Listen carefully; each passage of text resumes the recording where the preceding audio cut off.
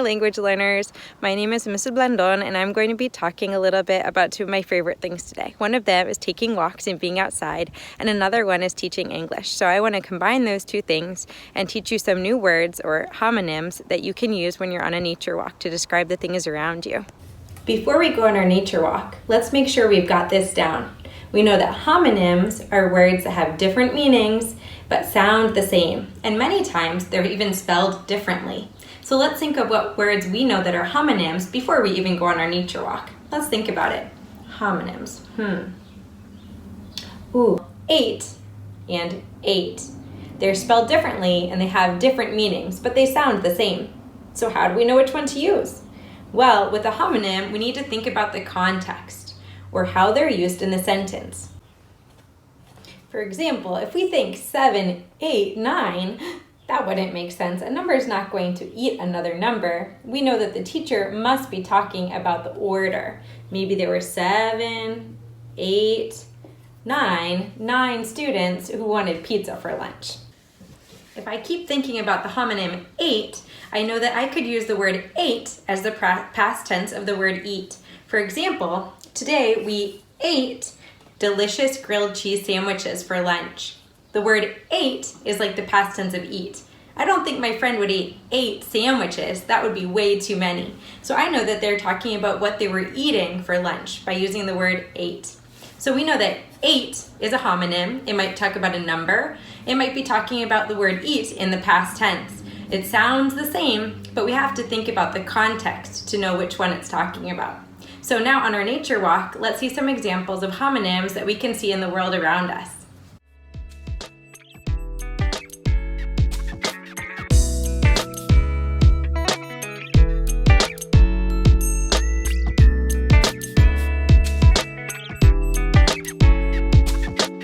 Let's go.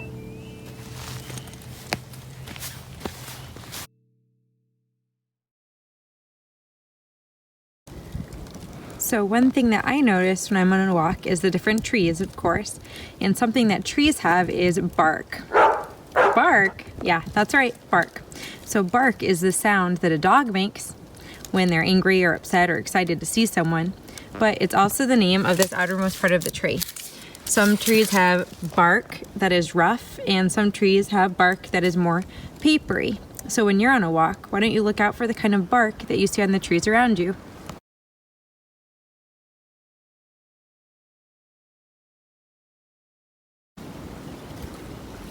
This tree is one of my favorites because of the kind of bark that it has.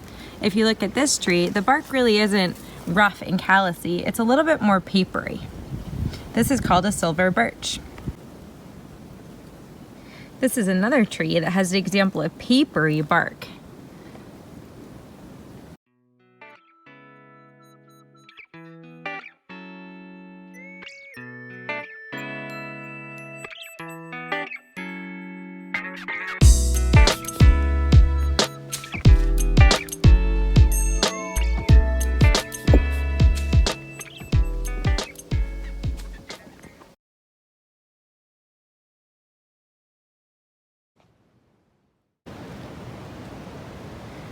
Look at the trees around this pond. What's a homonym that we could use to describe them? When I look at most of the branches, they look bare. Not like the animal, but like the word bare, B-A-R-E. It means that they don't have leaves on them.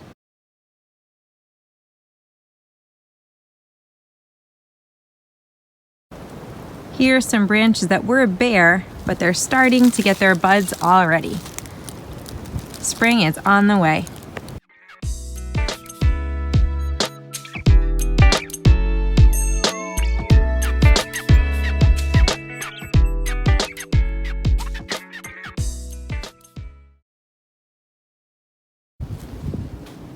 When I'm on a walk, another homonym that I might think of would be the word root. A root can talk about our ancestry and where we're from.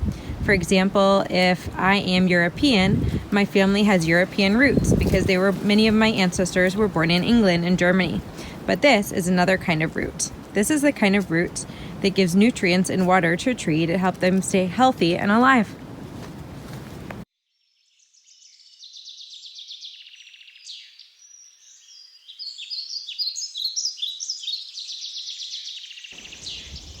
Not all homonyms are the same in English and Spanish, but roots is one of those words that is. There's raíces culturales that talks about where you're from and your family's history, and there's also raíces from trees, so that's pretty cool that it's similar in both languages.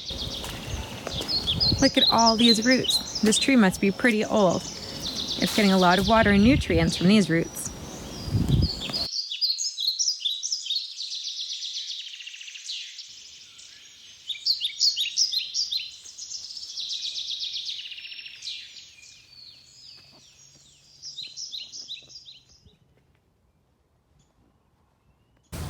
Well, language learners, I hope you enjoyed our nature walk. Whether it's a sunny day or a cloudy day, it's always a nice day to get outside. I hope that you enjoyed our nature walk, and I hope you get to go on one with your family soon as well. If you get to go on a nature walk, why don't you write about it? What words can you use? Let's try using those words bark, bear, and roots to describe things that we can see during a nature walk. Well, until next time, bye.